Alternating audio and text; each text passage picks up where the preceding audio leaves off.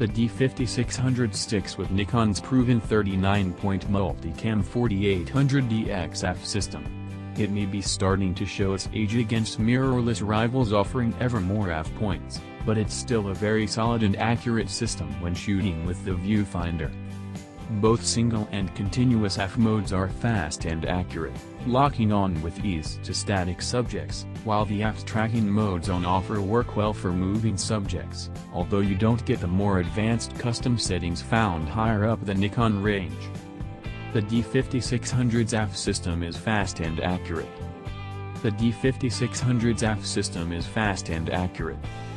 We did find that the bundled 18 to 55mm kit lens struggled a little when light levels dropped. This issue isn't unique to the D5600, but put some better, and faster, glass on the front, even the dirt cheap 35mm f/1.8 GDX Prime, and you'll be rewarded with snappier autofocus.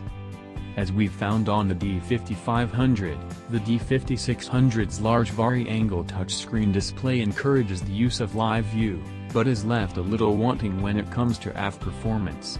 With well-lit subjects, the D5600 delivers accurate and quiet, if slightly sedate, focusing, especially compared to mirrorless cameras, but in darker conditions there can be a fair bit of hunting as the AF struggles to acquire focus, and you'll soon find yourself flicking the live view switch so that you can shoot with the viewfinder.